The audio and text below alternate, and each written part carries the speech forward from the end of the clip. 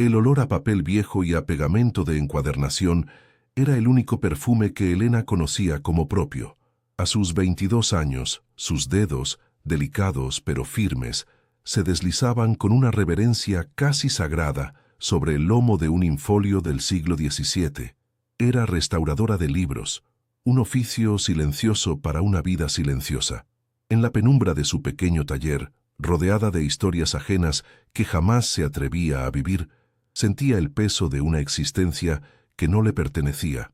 Cada grieta en el cuero que reparaba parecía un eco de las fisuras de su propia alma, un vacío que la consumía lentamente desde dentro. Su juventud se desvanecía entre páginas amarillentas y un silencio autoimpuesto, una armadura contra un mundo que intuía demasiado ruidoso, demasiado voraz para su sensibilidad. Era un fantasma en su propia vida, anhelando un tacto que fuera más allá de la piel de un libro antiguo. ¿Podrá el tacto de un papel antiguo sanar un alma que nunca ha sido tocada? Lo que Elena está a punto de descubrir en el ático más lujoso de Madrid cambiará no solo su destino, sino también la percepción que tienes del amor y el poder. No te pierdas ni un segundo de esta historia, porque la revelación que se esconde en el silencio de Adrián te dejará sin aliento. Suscríbete ahora y déjanos un comentario contándonos qué harías tú en su lugar.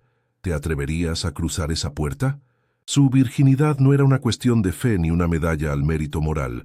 Era una coraza forjada en la observación silenciosa. Creció viendo a su madre marchitarse como una flor sin agua en un matrimonio funcional, pero carente de cualquier atisbo de pasión o ternura. Vio cómo el amor, o la ausencia de él, podía anular a una persona, convirtiéndola en una sombra de lo que fue. Por eso, Elena había construido un muro alrededor de su cuerpo y de su corazón. El miedo a la vulnerabilidad, a entregarse y terminar rota, era más poderoso que cualquier curiosidad o deseo. Su intacta condición era un acto de autopreservación, un escudo contra la posibilidad de repetir el destino de su madre, de convertirse en un eco en la vida de otro hombre, perdiendo su propia voz en el proceso.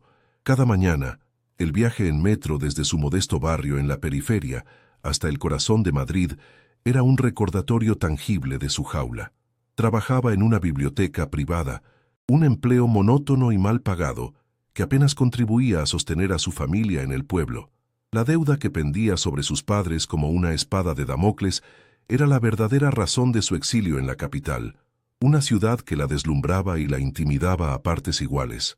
Sus sueños de tener un pequeño taller propio, de vivir rodeada de la belleza tranquila de los libros antiguos, se habían pospuesto indefinidamente.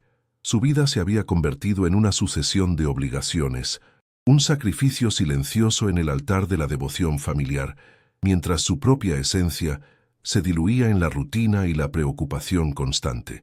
Por las noches, desde la ventana de su diminuto apartamento alquilado, contemplaba el hervidero de luces de la ciudad. Veía parejas paseando, grupos de amigos riendo en las terrazas, una sinfonía de vidas entrelazadas de la que ella no formaba parte. Se sentía como una espectadora tras un cristal invisible, observando un mundo vibrante y lleno de posibilidades que le estaba vedado. El vacío en su interior se hacía entonces más profundo, una oquedad fría que ninguna historia de aventuras o romance de los libros que restauraba podía llenar. Anhelaba algo que no sabía nombrar, una conexión real, una emoción que la hiciera sentir viva y no simplemente una pieza funcional en el engranaje de las expectativas ajenas. La soledad era su compañera más fiel, una presencia constante que le recordaba todo lo que no tenía, y peor aún, todo lo que no se atrevía a buscar. Su habitación era un reflejo exacto de su alma, ordenada hasta el extremo, metódica y ascética. Una cama estrecha, una estantería repleta de volúmenes rescatados y herramientas de restauración perfectamente alineadas. No había fotografías personales, ni colores vivos, ni objetos que hablaran de caprichos o pasiones espontáneas. Era un santuario y, al mismo tiempo, una celda monacal. El único elemento que rompía la monotonía era un delicado jarrón con una única flor seca, un recuerdo de los campos de Castilla-La Mancha que había dejado atrás. Ese pequeño vestigio de naturaleza muerta simbolizaba su propia juventud, preservada bajo una capa de polvo y miedo, hermosa en su fragilidad, pero incapaz de florecer. Era un espacio seguro, controlado, un microcosmos donde nada podía herirla, porque nada nuevo podía entrar. La llamada de su madre llegó una tarde de martes, con la lluvia golpeando el cristal de la ventana de la biblioteca. La voz al otro lado del teléfono era un hilo tenso a punto de romperse. La amenaza de desahucio ya no era una sombra lejana, sino una notificación formal, un plazo inminente. El peso del mundo pareció caer sobre los hombros de Elena en ese instante. El sacrificio que estaba haciendo no era suficiente. El miedo, frío y paralizante, se apoderó de ella. Pero rápidamente se transformó en una determinación férrea. Tenía que hacer algo más, algo drástico. Esa misma noche, navegando por portales de empleo con una desesperación que nunca antes había sentido, sus ojos se detuvieron en un anuncio inusual. Se busca asistente personal para residencia privada. Máxima discreción requerida. Salario excepcional. El anunciante, un tal Adrián de la Torre. El nombre no le decía nada, pero la dirección del puesto de trabajo sí. El ático de uno de los rascacielos más emblemáticos y lujosos de la ciudad. Un monolito de cristal y acero que ella veía a menudo a lo lejos como un Olimpo inalcanzable. Las palabras «residencia privada» y «máxima discreción» le provocaron un escalofrío. Sonaba impersonal, frío, casi amenazante. Era un mundo a años luz del suyo, un universo de poder y riqueza que la aterraba y, por una extraña razón, la atraía. Era la antítesis de su vida controlada y predecible. Con el corazón latiéndole desbocado, sintiendo que estaba a punto de saltar a un abismo, adjuntó su escueto currículum y pulsó el botón de enviar. El clic del ratón resonó en el silencio de su habitación como el portazo a su antigua vida. La rutina de Elena era una partitura escrita con notas de acero y multitudes anónimas. Cada mañana, el descenso a las entrañas del metro de Madrid era una inmersión en un río humano que la arrastraba sin miramientos. Se aferraba a la barra metálica, su cuerpo un pequeño islote de quietud en medio del vaivén, y dejaba que su mente se refugiara en los detalles, el rostro cansado de una mujer frente a ella, el fragmento de una conversación ajena, el olor a café y asfalto mojado que se colaba por las rejillas de ventilación. Era un autómata en un engranaje gigantesco, un trayecto que no solo medía la distancia entre su humilde morada y el opulento centro, sino que también trazaba la línea insalvable entre su realidad y el mundo vibrante que la rodeaba, un mundo del que se sentía perpetuamente exiliada. La llamada de su madre esa tarde fue un recordatorio de las cadenas invisibles que la ataban a su pueblo natal. La voz, teñida de una preocupación que bordeaba el reproche, no solo indagó por su salud o su trabajo, sino que, como quien no quiere la cosa, deslizó un nombre en la conversación: Javier, el hijo del panadero, un buen chico, trabajador y con un futuro estable.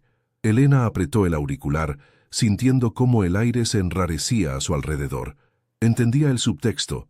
Un matrimonio seguro era la solución tácita a todos sus problemas, una vía de escape honorable que su madre le ofrecía. Pero para Elena, esa seguridad era sinónimo de renuncia, la aceptación de una vida predecible y sin pasión, una réplica exacta del destino del que había intentado huir con todas sus fuerzas. La deuda familiar era mucho más que una cifra en un extracto bancario.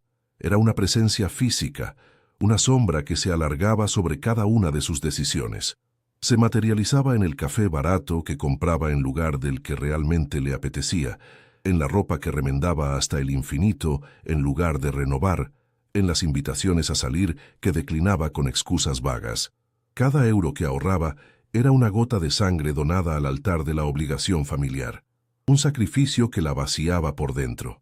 La idea del salario excepcional que prometía el anuncio de Adrián de la Torre se había convertido en una obsesión, una luz cegadora al final de un túnel. No era solo dinero, era la posibilidad de respirar, de liberarse del peso asfixiante que la aplastaba día y noche.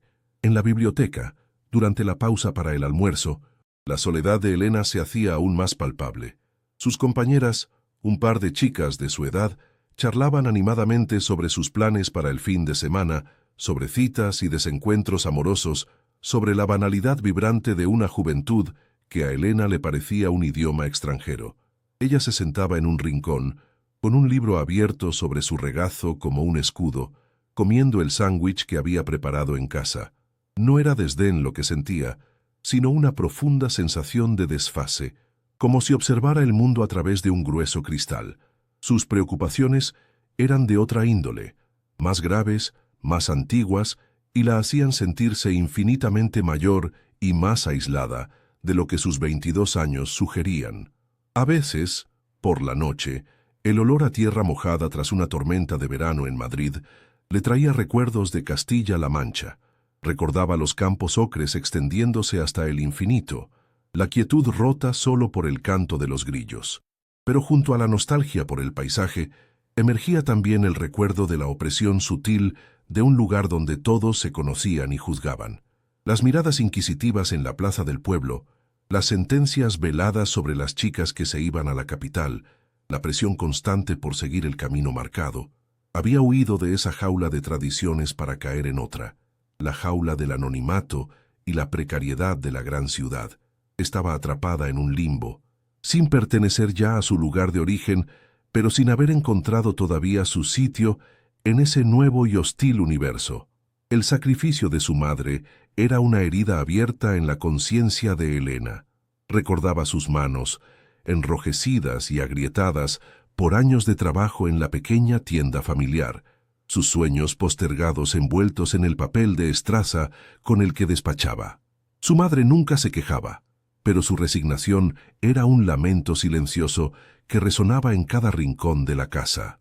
Elena sentía que su propia libertad, su educación, su intento de forjarse un futuro diferente, habían sido comprados a un precio muy alto. Esta culpa era una deuda mucho más profunda que la económica, una deuda de sangre y de vida que la obligaba a poner las necesidades de su familia por encima de las suyas, incluso si eso significaba anularse, convertirse en una versión funcional y obediente de sí misma, lejos de la mujer que anhelaba ser. La imagen de Javier, el panadero, se le aparecía como un fantasma de la mediocridad. Podía visualizarlo perfectamente, sus manos siempre empolvadas de harina, su sonrisa simple y sin complicaciones, su conversación girando en torno al tiempo y la cosecha. Representaba un mundo sin aristas, una vida plana y segura, donde el mayor sobresalto sería una hornada de pan quemado. El pánico que le provocaba esa visión era visceral, era la antítesis de todo lo que en secreto deseaba, la intensidad, el misterio, la conexión profunda que leía en sus libros. Prefería 1000 veces el abismo incierto que representaba un hombre como Adrián de la Torre, con todo su poder y su oscuridad, que la certeza aplastante de una existencia vivida en tonos grises al lado de un hombre bueno que nunca entendería la sed de su alma. Su apartamento se había convertido en la escenificación física de su estado mental. Las paredes delgadas le traían los ecos de las vidas ajenas, la risa de un niño, la música de un vecino, la discusión de una pareja. Eran recordatorios constantes de la vida que bullía a su alrededor, mientras ella permanecía en su celda de silencio y orden.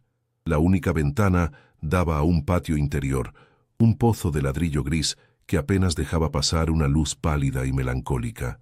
Por la noche se asomaba para ver los rectángulos iluminados de otras ventanas, imaginando las historias que se desarrollaban dentro, sintiéndose como una astrónoma que estudia galaxias lejanas y fascinantes, sabiendo que jamás podrá viajar a ellas. Su hogar no era un refugio, sino la confirmación diaria de su confinamiento. Una tarde, al salir del trabajo, un coche negro, reluciente y silencioso como una pantera, se detuvo frente a ella para dejar pasar a una mujer envuelta en un abrigo de cachemira. Por un instante, Elena vio su propio reflejo en la ventanilla tintada, una figura pálida y desdibujada, vestida con ropa funcional y barata. La visión fue como una bofetada. Aquel coche, aquella mujer, pertenecían al mundo de Adrián de la Torre, un universo de poder y elegancia inalcanzable que la humillaba con su mera existencia.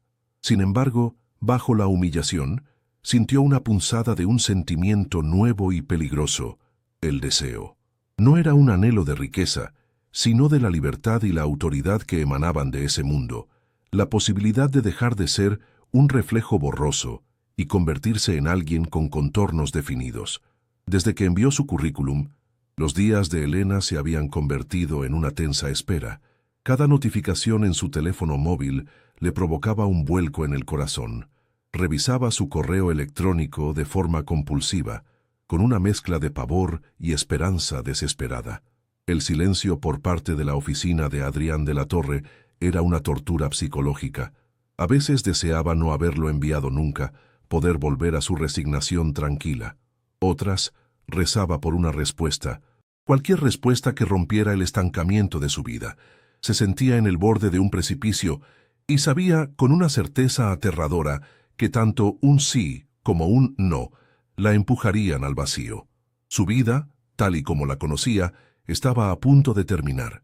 La respuesta llegó 3 días después, en la quietud polvorienta de la biblioteca. No fue una llamada, sino un correo electrónico. El remitente era una sigla corporativa, sin nombre ni rostro.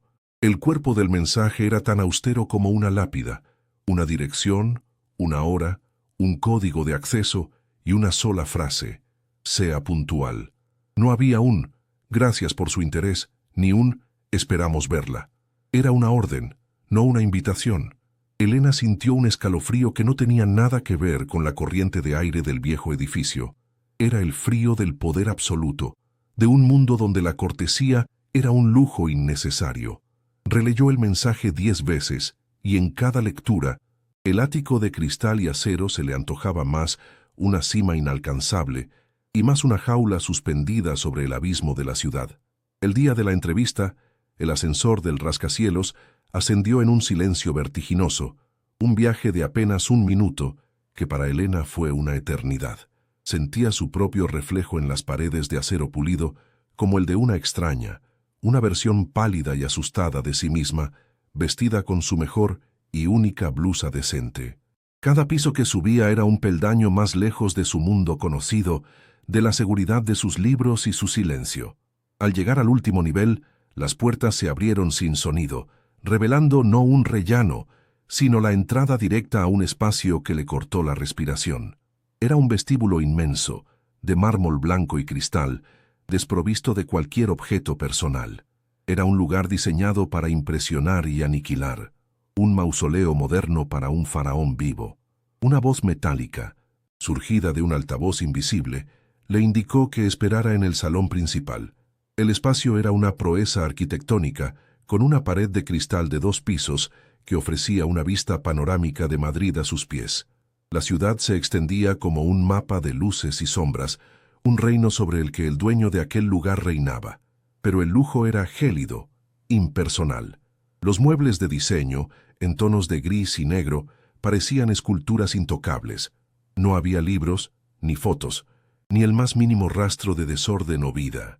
Era la encarnación de la soledad más absoluta, una fortaleza de cristal construida para mantener el mundo a raya.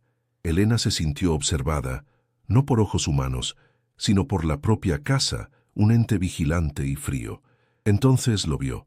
Estaba en una estancia contigua, separada por otro muro de cristal que funcionaba como despacho. Era una silueta contra el atardecer, de espaldas a ella, hablando por teléfono con gestos cortantes y precisos. Adrián de la Torre. Incluso a distancia, su presencia era abrumadora. La tensión emanaba de sus hombros. La rigidez de su postura hablaba de un control férreo. Elena no podía ver su rostro, pero podía sentir la energía que desprendía, una mezcla de poder crudo y una rabia contenida que parecía vibrar en el aire. La prensa lo llamaba el arquitecto roto, y en ese momento Elena comprendió que el apodo no se refería solo a su pasado, sino a la estructura misma de su ser, una fachada imponente que ocultaba unas ruinas interiores. Cuando finalmente se giró y caminó hacia ella, el mundo pareció ralentizarse. Era más alto de lo que había imaginado, con un rostro de ángulos afilados que la belleza no lograba suavizar. Sus ojos, de un gris tormentoso, la analizaron con una intensidad clínica, despojándola de cualquier defensa. Llevaba un traje oscuro que parecía hecho a medida para una estatua, y al moverse, Elena notó la cojera, casi imperceptible pero innegable, un recordatorio físico de la tragedia que lo definía. No le ofreció la mano ni una sonrisa. Se detuvo a unos metros de ella, y el silencio se cargó de una electricidad palpable.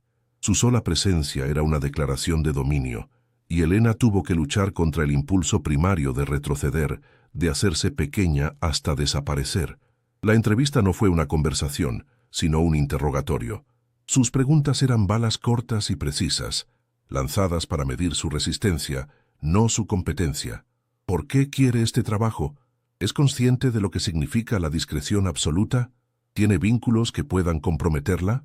No parecía interesado en sus respuestas, sino en cómo las daba, en si su voz temblaba o su mirada flaqueaba. Elena respondió con una calma que no sentía, su voz apenas un susurro pero firme. Habló de su necesidad, de su capacidad para el trabajo meticuloso y silencioso. Sintió que no estaba solicitando un empleo, sino suplicando entrada en una fortaleza, y él era el guardián implacable que decidía si era digna de cruzar el umbral. En un momento, la mirada de Adrián se desvió hacia sus manos, que ella mantenía entrelazadas sobre su regazo. Vio la pequeña cicatriz en su nudillo, un recuerdo de un cúter afilado, y el rastro casi invisible de pigmento dorado bajo una uña. ¿Restauradora de libros?, preguntó, y por primera vez, el tono no fue de interrogatorio, sino de una curiosidad casi imperceptible, como si el concepto de reparar algo viejo y frágil fuera un idioma extranjero para él. En ese instante fugaz, la máscara de hielo se resquebrajó, y Elena vio algo más allá del magnate cruel, un atisbo de cansancio, de una herida tan profunda que había petrificado todo lo demás. Fue una conexión mínima, un puente de un segundo sobre un abismo, pero fue suficiente para cambiarlo todo. Él pareció darse cuenta de su propia vulnerabilidad y se recompuso al instante, volviéndose aún más frío que antes. Le deslizó una tableta electrónica sobre la mesa de café.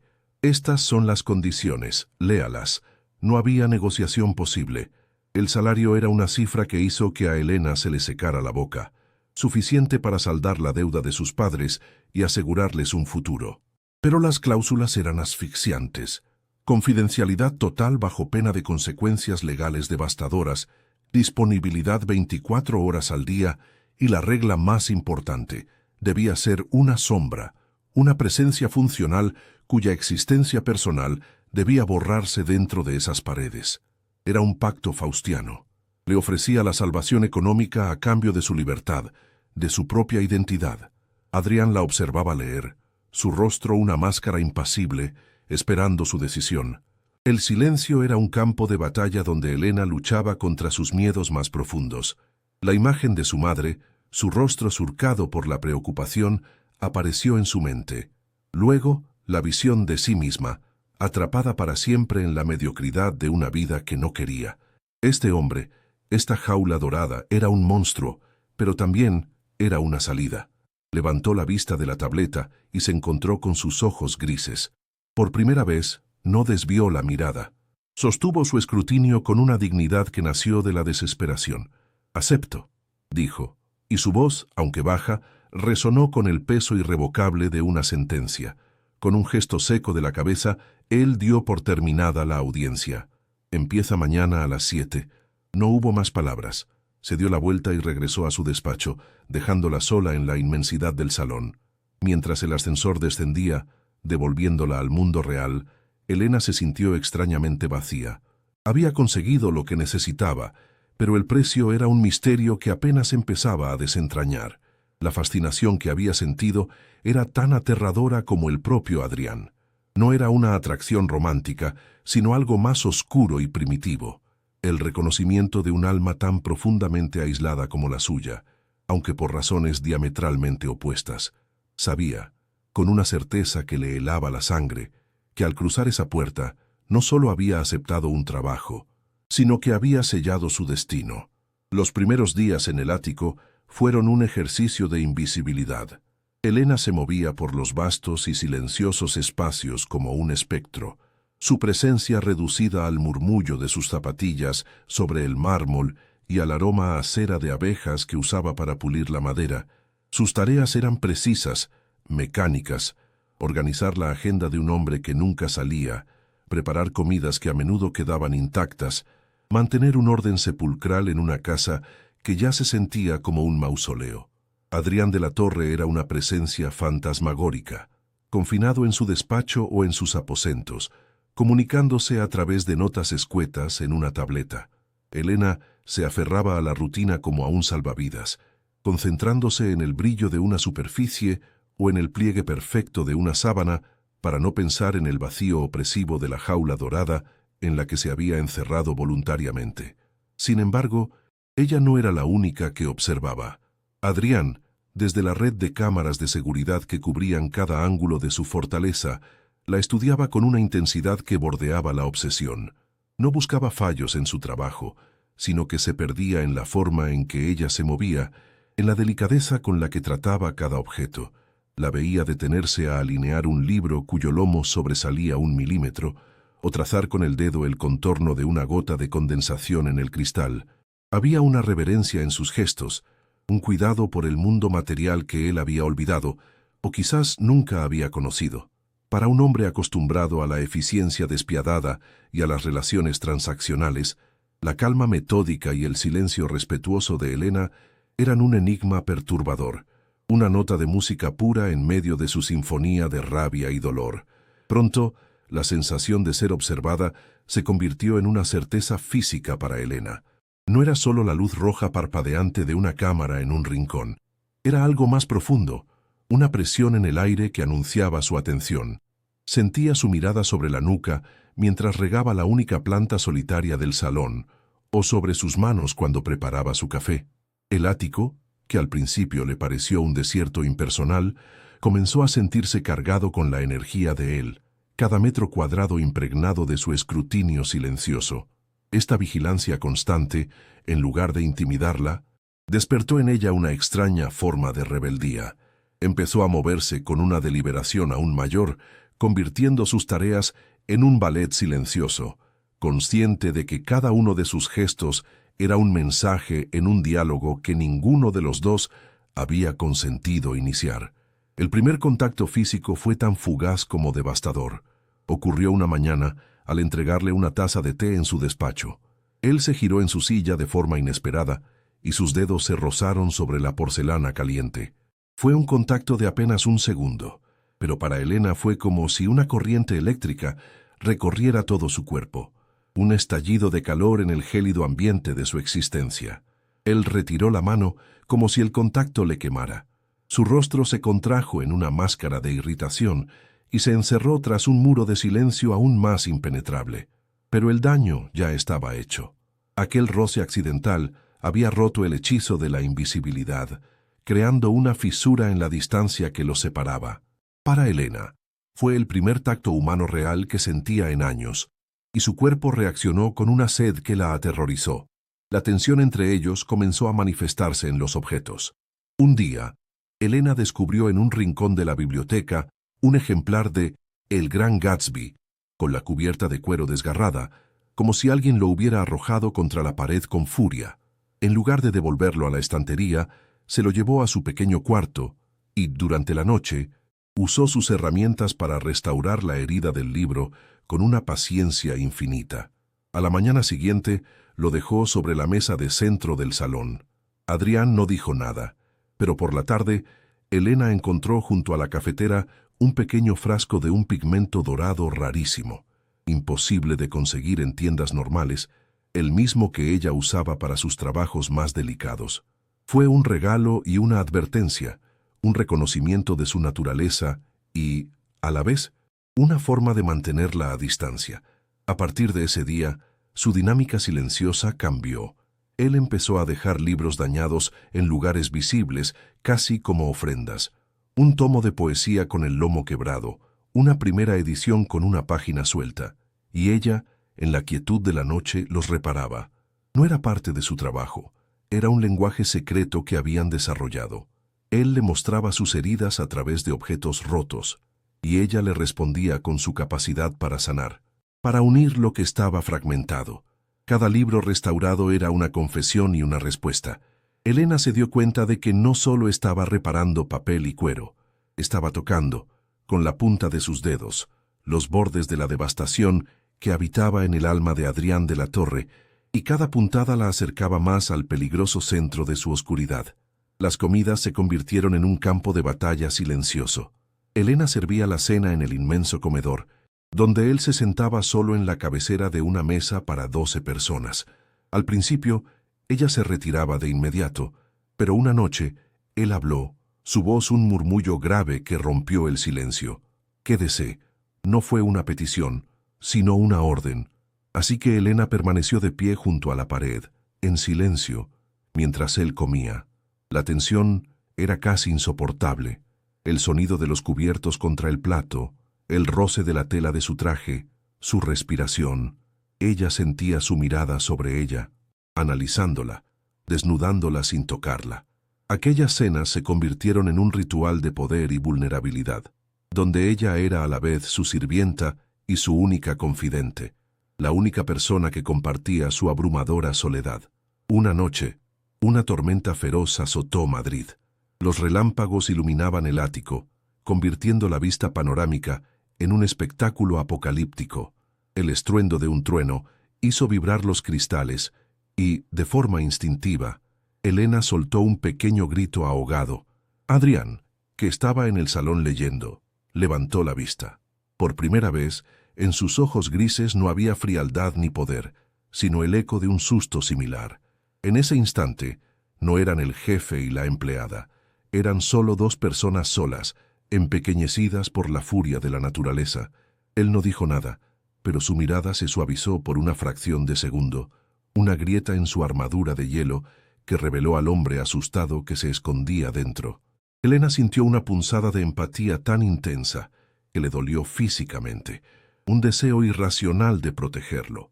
Esa empatía era el comienzo de su perdición, el miedo que siempre había sentido hacia la intimidad, hacia la posibilidad de ser anulada por otro, comenzó a ser reemplazado por una curiosidad peligrosa.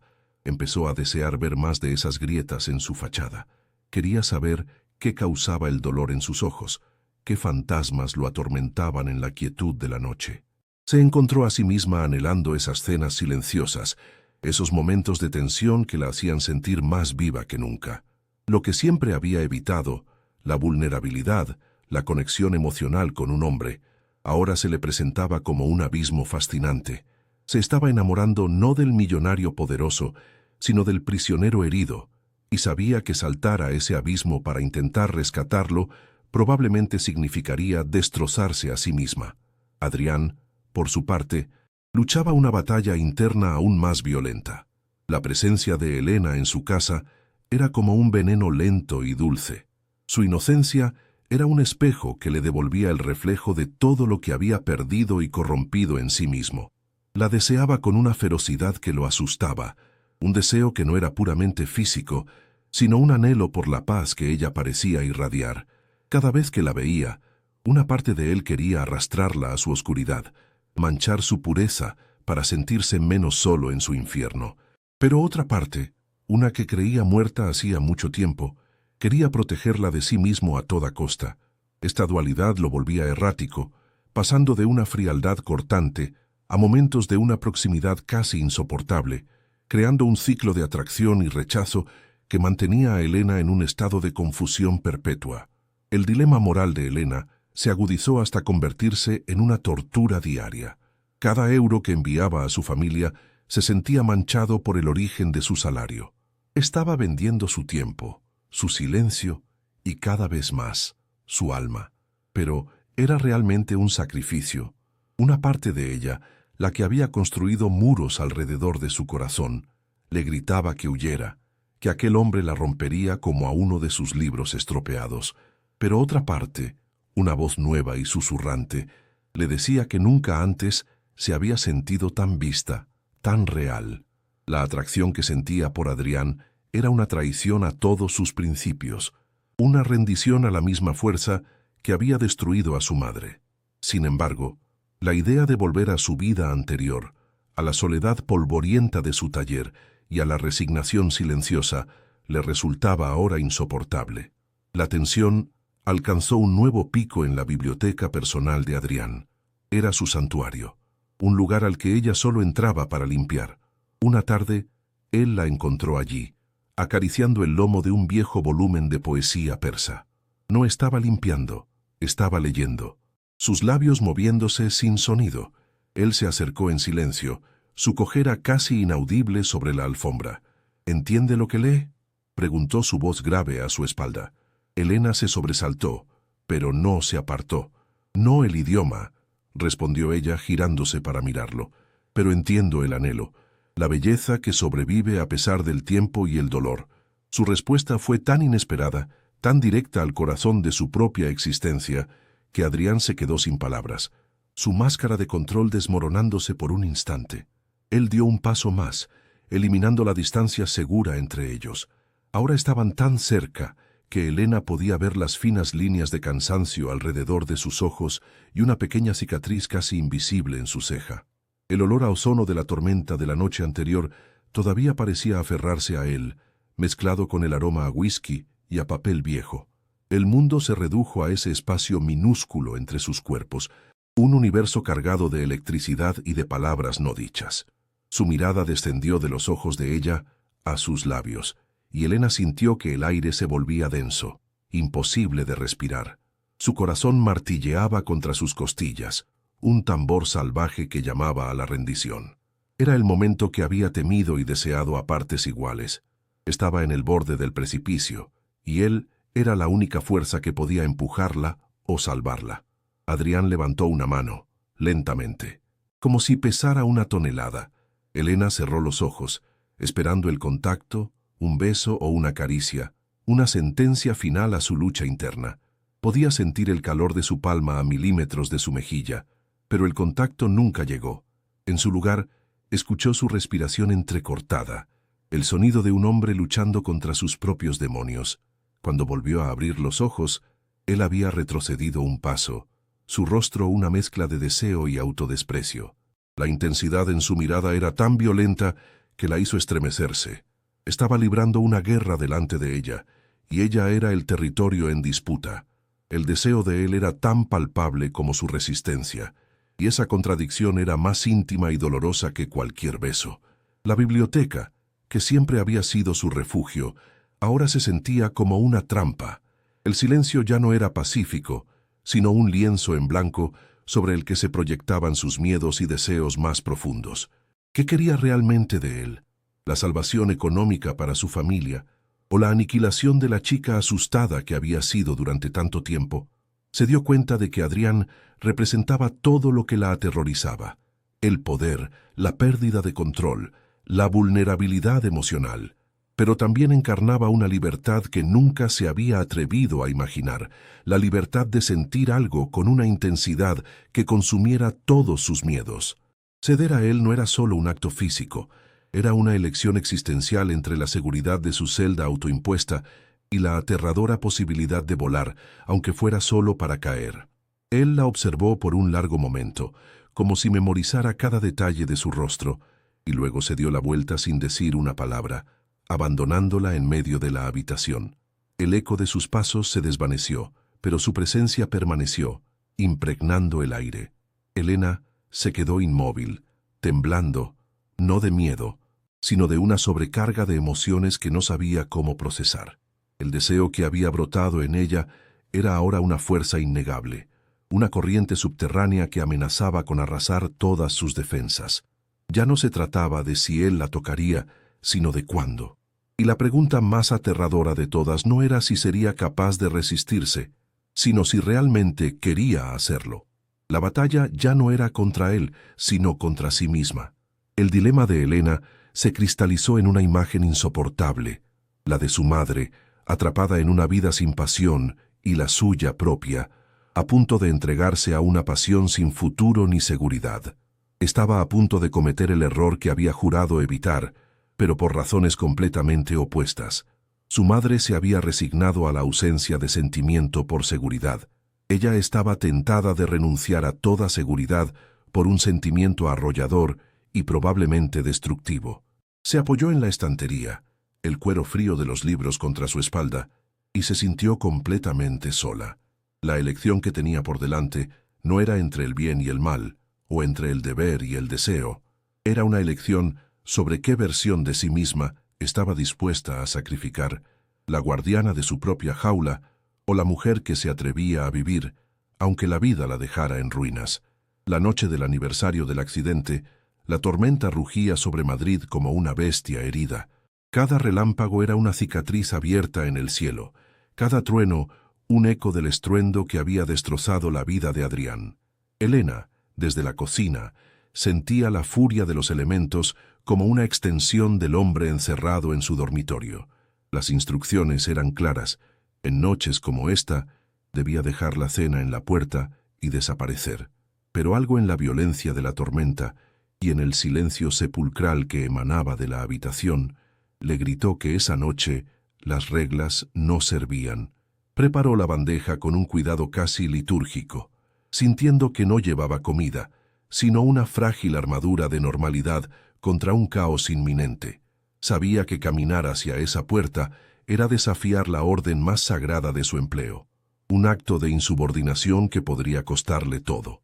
Empujar esa puerta fue la primera transgresión real. La habitación estaba en una penumbra casi total, rota solo por los destellos estroboscópicos de la tormenta que se colaban por el inmenso ventanal. Adrián era un bulto inmóvil bajo las sábanas de lino oscuro, de espaldas a la entrada. El aire estaba cargado de un olor a whisky y a una desesperación tan densa que casi se podía tocar. Elena avanzó con el corazón en un puño, sus pasos ahogados por la alfombra de lana. Dejó la bandeja en la mesita de noche, un gesto mecánico en un escenario que era cualquier cosa menos normal. Al hacerlo, su mano temblorosa rozó la de él, que colgaba inerte fuera de la cama. Estaba helada. Por un instante, el miedo a que estuviera muerto la paralizó, un pánico blanco y frío que eclipsó cualquier otra preocupación. Fue entonces cuando lo vio, un pequeño detalle de desorden en aquel universo de control absoluto. Un tenedor de plata había caído al suelo. Un impulso más fuerte que su miedo la obligó a agacharse para recogerlo. Era un gesto de servicio, el último vestigio de su rol como empleada. Pero en esa posición, arrodillada junto a su cama, la dinámica de poder se invirtió por completo. Era ella quien tenía el control de ese pequeño acto de orden, de esa mínima reparación del caos. Al incorporarse, un mechón de su pelo, escapado de su habitual recogido, rozó el dorso de la mano de Adrián. Fue un contacto etéreo, un filamento de seda y vida contra la piel febril de él, un susurro físico en la atronadora habitación del silencio y el dolor que los envolvía. La reacción de Adrián no fue violenta, sino absoluta. Su mano se cerró sobre el brazo de Elena con una velocidad y una fuerza que la dejaron sin aliento. No era un agarre para hacer daño, sino para anclarla, para impedir que escapara. Sus dedos, largos y fríos, se clavaron en su piel como un grillete de necesidad pura. Elena levantó la vista y se encontró con sus ojos en la oscuridad. Estaban abiertos, fijos en ella, y en su interior ardía una tormenta que hacía que la de fuera pareciera una simple llovizna. No había ira en ellos, ni poder, solo un abismo de dolor tan profundo que Elena sintió el vértigo de asomarse a él. Se quedó inmóvil, prisionera de ese contacto, sintiendo el pulso frenético de él a través de su piel, un latido que hablaba de una batalla interna desesperada. Entonces, su voz rasgó el silencio, grave, ronca, quebrada por un dolor que no intentaba ocultar.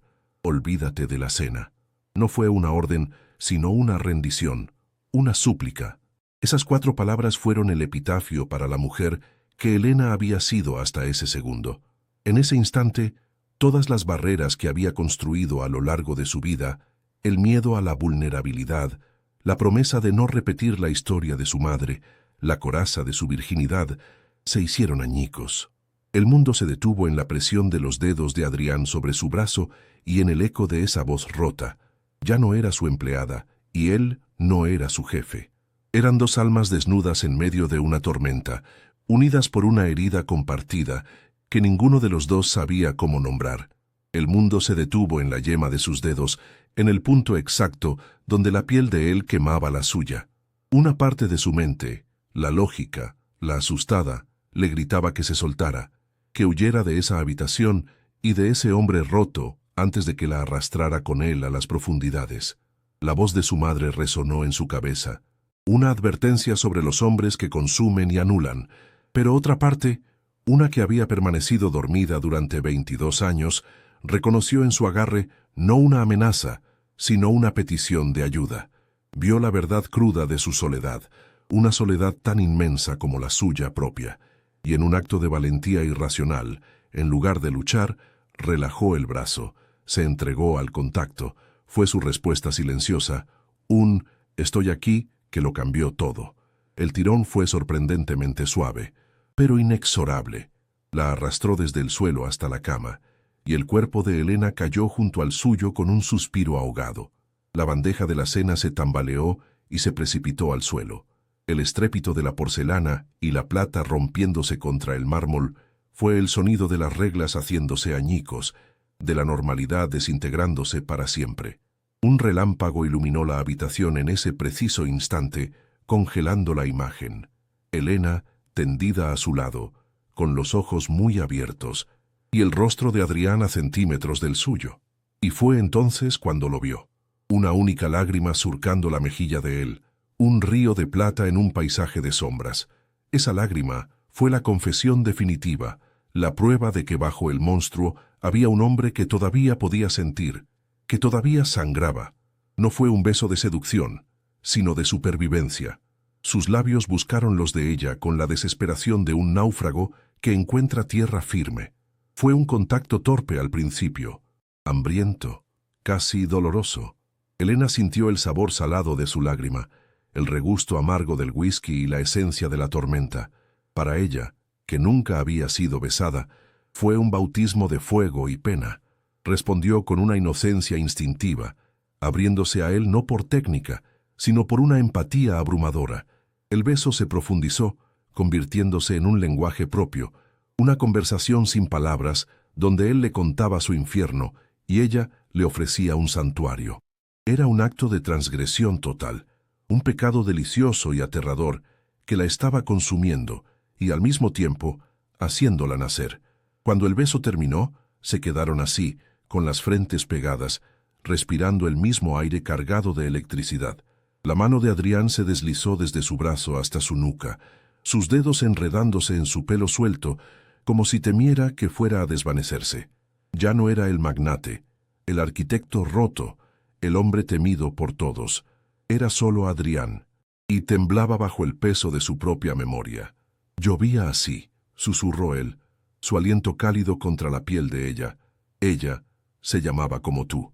No fue una confesión completa, solo fragmentos de un alma rota ofrecidos en la oscuridad.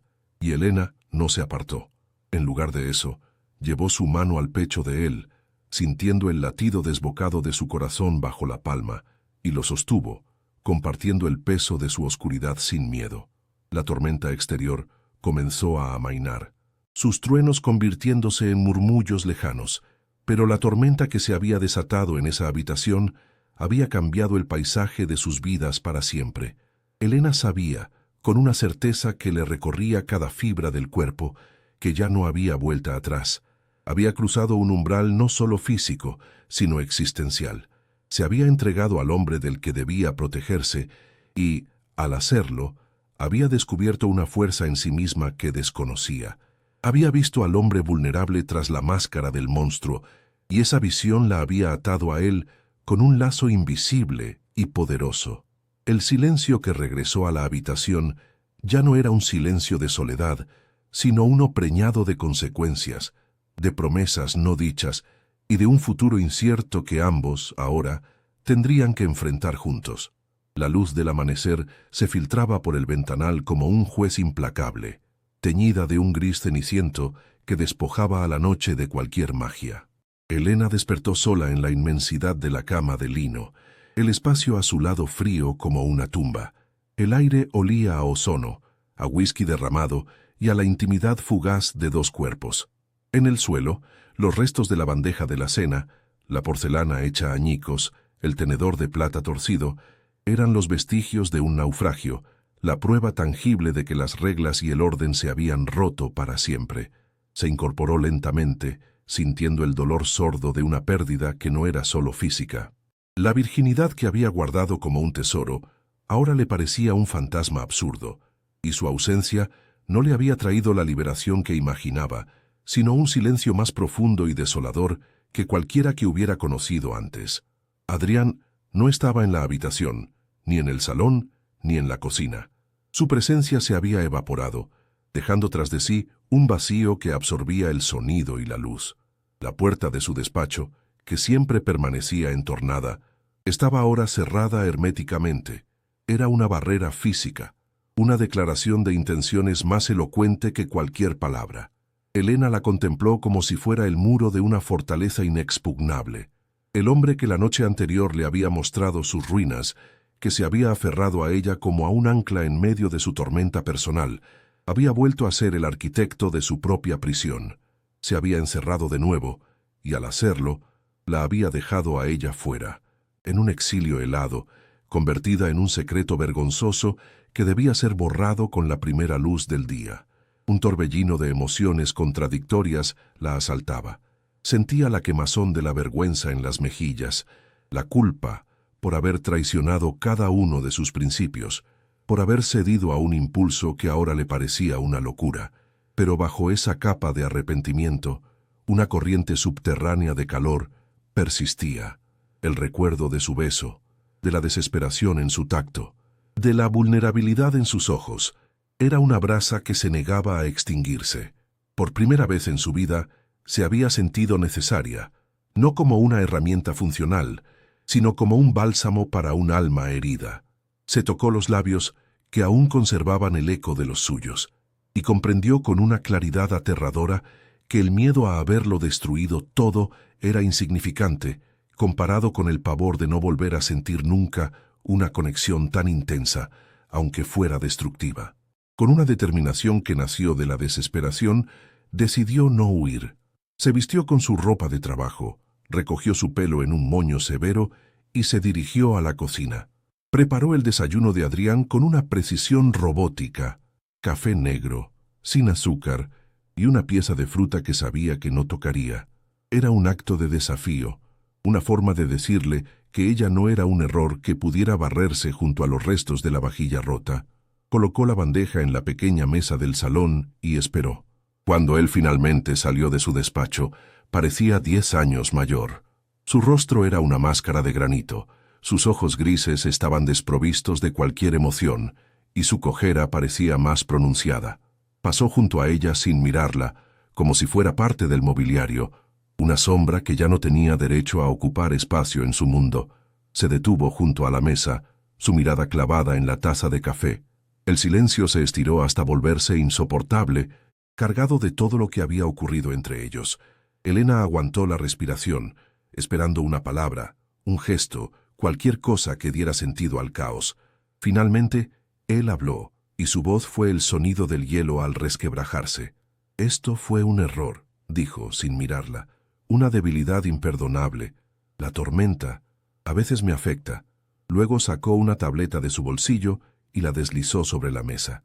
«Aquí está su finiquito. Incluye una bonificación sustancial por su discreción. Tiene 1 hora para recoger sus cosas y marcharse». Cada palabra era una cuchillada, precisa y letal, diseñada para cortar cualquier vínculo, para aniquilar cualquier esperanza.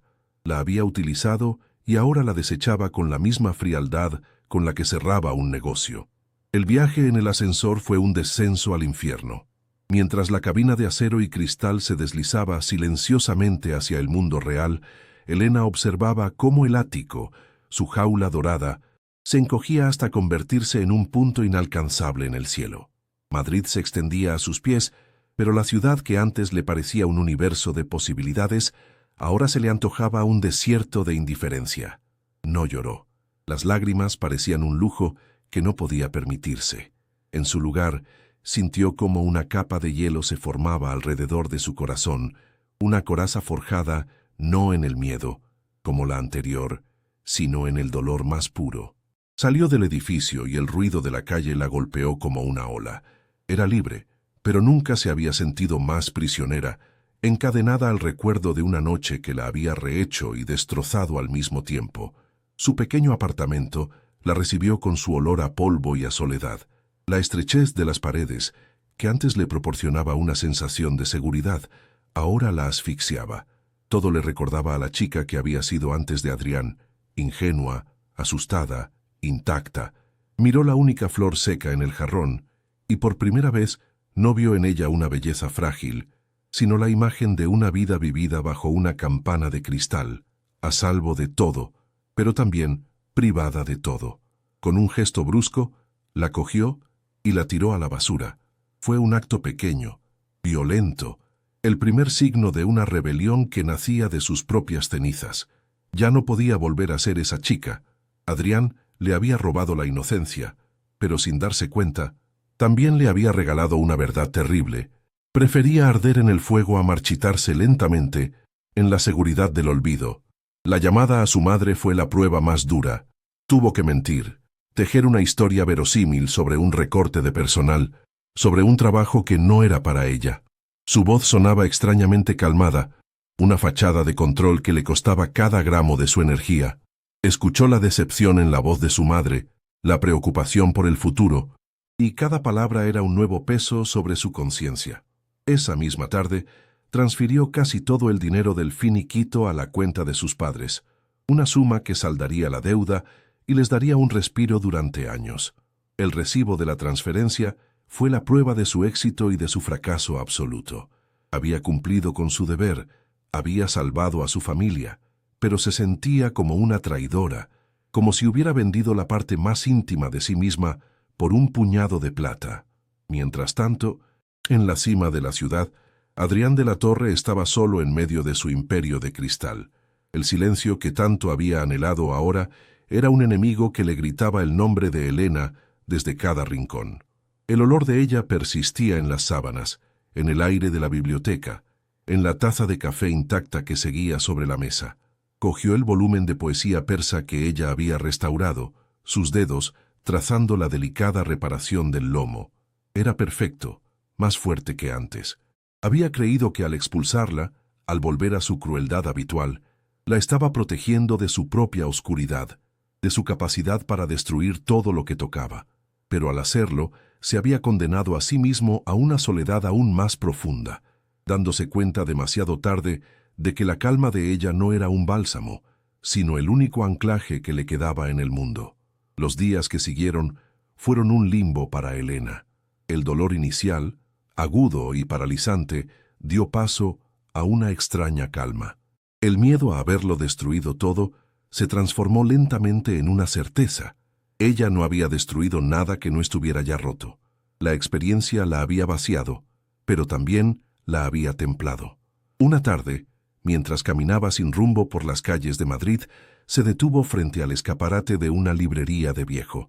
Vio su propio reflejo en el cristal, superpuesto a las hileras de libros antiguos. Ya no veía a la chica tímida y asustada que se escondía del mundo. Veía a una mujer con el corazón herido, sí, pero cuyos ojos ya no miraban al suelo. Había sobrevivido a Adrián de la Torre, y esa supervivencia había despertado en ella una fuerza que no sabía que poseía, una determinación silenciosa para no volver a ser invisible nunca más. 6 meses después, el olor del taller de Elena ya no era el de una biblioteca ajena, sino el suyo propio. Un aroma a cuero, a cola de arroz y a esperanza recién impresa. Con el dinero de Adrián, había saldado la deuda de sus padres y, con el poco que le quedaba, había alquilado un minúsculo local en el barrio de las Letras. Era su reino, un santuario de luz cálida y desorden creativo, donde los libros heridos llegaban para ser sanados. Había construido una vida pequeña pero suya, ladrillo a ladrillo, puntada a puntada.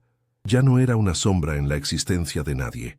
Sin embargo, en la quietud de la noche, cuando el último libro reparado descansaba sobre su mesa, el recuerdo de unos ojos grises y una tormenta compartida la visitaba como un fantasma persistente, recordándole que había una herida, la suya propia, que aún no sabía cómo restaurar.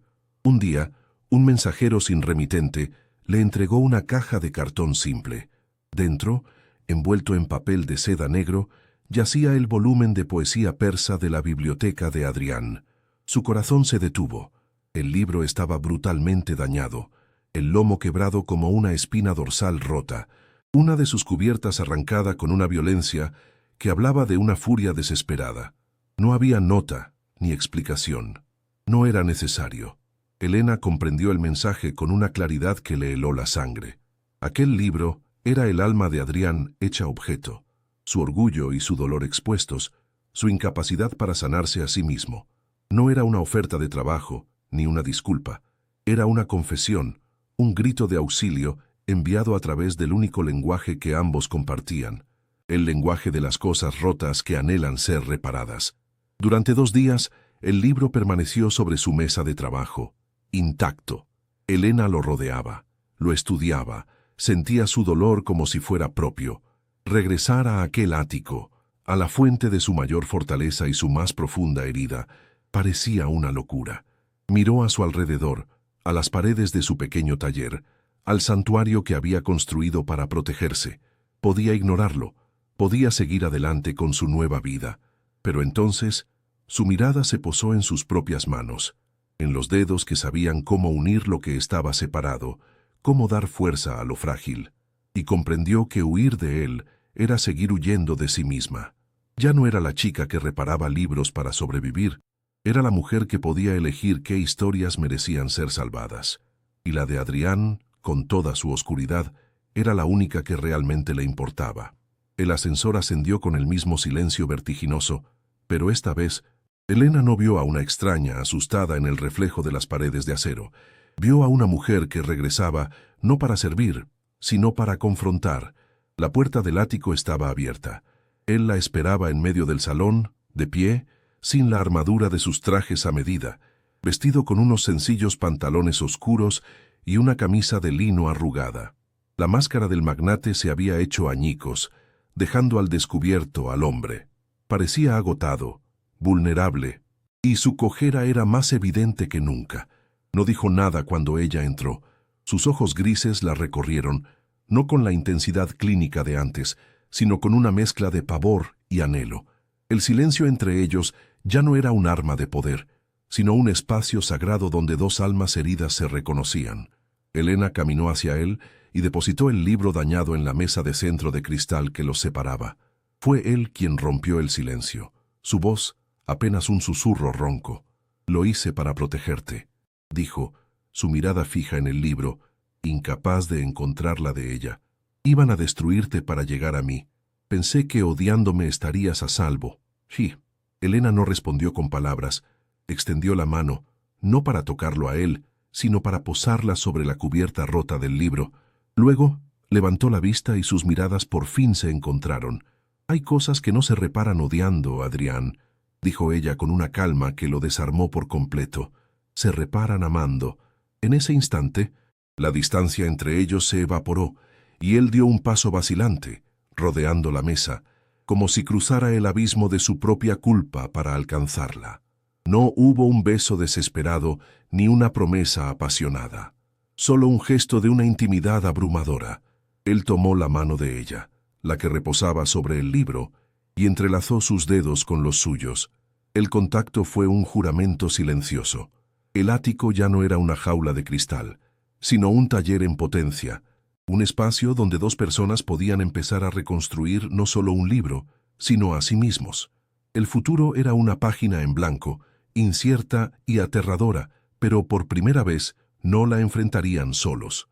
La luz del atardecer inundó la estancia, bañándolos en un resplandor dorado. El arquitecto roto y la restauradora de almas, listos para empezar a escribir su propia historia. Si esta historia sobre el poder de sanar las heridas más profundas te ha conmovido, suscríbete a nuestro canal, dale a me gusta y compártela. Y sobre todo déjanos un comentario. ¿Crees que el amor es la herramienta más poderosa para restaurar un alma rota? Tu opinión es la pieza que completa nuestra historia.